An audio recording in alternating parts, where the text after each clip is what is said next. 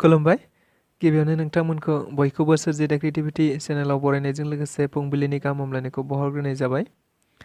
दिनैनि माखासे निउस आपडेटफोरखौ नोंथांमोननि सिगाङाव फोरमायथिना होनो आवगायनाय जालायबाय। नोंथांमोनहा भिडिअखौ नायनानै मोजां मोनोब्ला लाइक खालामगोन होनना आसा खालामबाय। लोगोसे इउटिउब चेनेलखौ दाबो साबस्क्राइब खालामाखैबा साबस्क्राइब खालामनानै लानो थाखाय गुरै खावलायनाय जाबाय। थ' बिदिब्ला जोङो भिडिअखौ जागायनोसै। गिबियावनो दङ चिराङाव फिन गंसे गामिया गामियैनो UPPL आव जइन जादों। मिथिनाय बायदिब्ला दायो बिसायख'थिनि बार बारहांनायखौ नुनो मोनहांनाय बायदिनो मैया 14 नं चिरां दुवार बियाबनि सिङाव थानाय पूर्व घलाझार गामिनि गासै 45सो नखरफोरा गामिसेयैनो दानि बिटिआरनि हाग्रा बिफाननि मावफुं सोद्रोमा रनजित बसुमतारीखौ लेंहरनानै UPPL दोलोआव हाबनाय जायो होननानै मिथिनाय जायो। मख'जाथावदि बिथां मावफुं सोद्रोमाया हाबाफारियाव बाहागो लानानै बुंदोंदि दिनै हाग्रामा महिलारि बिथांमोन बायदि बिटिआरआव असान्तिनि गायसनगिरिफोरनि खुगायाव सान्तिनि बाथ्रा ओंखारनायखौ गोजोननायजों बरायो होननाबो बिथाङा खौरांगिरिफोरनि सिगाङाव बुंथिना होबावो। क'क्राझाराव राहुल गान्धीखौ MP मासिनिफ्राय बोख्लायनायनि हेंथायै धर्ना हाबाफारि। जों बयबो मिथिगौ दाखालि 23 मार्च खालि लक सभानि MP राहुल गान्धीखौ माखासे दायनि थाखाय केस होनानै लक सभा MP मासिखौ दाननाय जादोंमोन एबा MP निफ्राय बोखारनाय जाबाय। मिथिनाय बायदिब्ला दायो बे जाथायखौ लानानैनो गासै भारतनाङैनो दावराव जानायखौ बायदि बायदि खौरां बिजोंनि गेजेरजों नुनो मोनबाय थानाय जादों। मख'जाथावदि बेखौ नोजोर बोनानैनो मैया क'क्राझारनि चिल्ड्रेन पार्कआव आसाम प्रदेश कंग्रेस कमिटिआ बे जाथायनि हेंथायै धर्ना हाबाफारि लानाय जायो होननानैबो मिथिनो मोननाय जादों। असमिया गामसाखौ आरोबाव लाजि फोनांबावदों नामा? नंगौ, दायो असमिया गामसाखौ लानानै आरोबाव गोदान महरनि नुनो मोननाय जादों।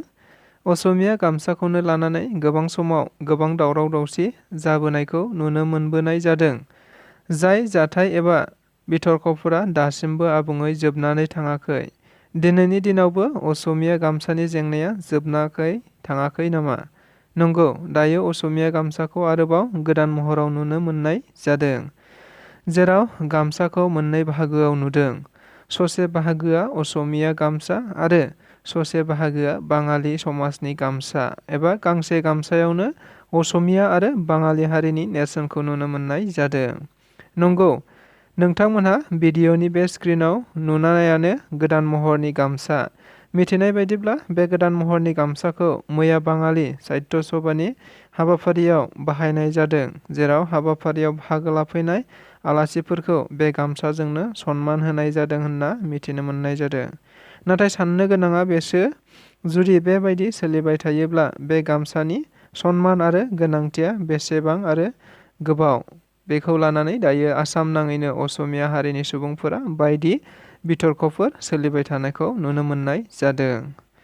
दाखालि बावैसो सिगाङाव आसामनि गिबि मन्थ्रि डक्टर हिमन्त बिश्व शर्मा बिथाङा फोसावलांखानाय बायदिनो मैयाबो आसामनि सोलोंथाइ मन्थ्रि डक्टर रनेश पेगु बिथाङा गावनि फेसबुक एकाउन्टनि गेजेरजों फोरमायना होदोंदि देग्लायनि 31 मार्चखौ आसामनि गासै सोलोंथायारि फसंथानफोरावनो फरायसा सान महरै फालिनाय जागोन होननानै फोरमायथिना होयो। जाय सानखौ सासे गेदेमा समाज दाफामगिरि बड'फा उपेन्द्रनाथ ब्रह्मनि जोनोम सानजों लोब्बा लाखिनानै बे सानखौ फरायसा सान हिसाबै फालिनाय जागोन। जाय सानखौ बड'फा उपेन्द्रनाथ ब्रह्मखौ सनमान होनाय आखारैनो बे सानखौ फालिनाय जागोन होननानै मिथिहोबावदों। लोगोसे बै दिनखालिनो गोबां फरायसा आरो सोलोंथाइजों सोमोन्दो थानाय बायदि बायदि स्किमफोरखौ गुवाहाटीनि शंकरदेव कलाक्षेत्रआव मोनसे हाबाफारिनि गेजेरजों फोसावना होनाय जागोन होननाबो फोरमायथिबावो। मुसलपुर बियाबाव राकेश ब्रह्म बिथाङा गासै गं-10निबो बांसिन गुबुन गुबुन गामिफोराव लाइब्रेरि, कमिउनिटि हल बायदि बायदि लुफुंनो थाखाय अन्थाइ खाम्फा गायसननाय जायो। आथिखाल प्रमद बर' दैदेननाय बिटिआर सरकारा बिटिआरखौ जौगाखांहोनो थाखाय बायदि बायदि जौगाखांआरि हाबाफारि लाबाय थानायखौ नुनो मोनबाय थानाय जादों। थिग बेबायदिनो मैयाबो बिटिआरनि मावफुं सोद्रोमा राकेश ब्रह्म बिथाङा मुसलपुर बियाबाव गासै गं-10निबो बारा बायदि बायदि जौगाखां हाबाफारिनि अन्थाइ खाम्फा गायसनदों होनना मिथिनो मोननाय जादों। बेजों लोगोसे दिनैनि रादाबा बेखिनियानो। गोजोन्थों।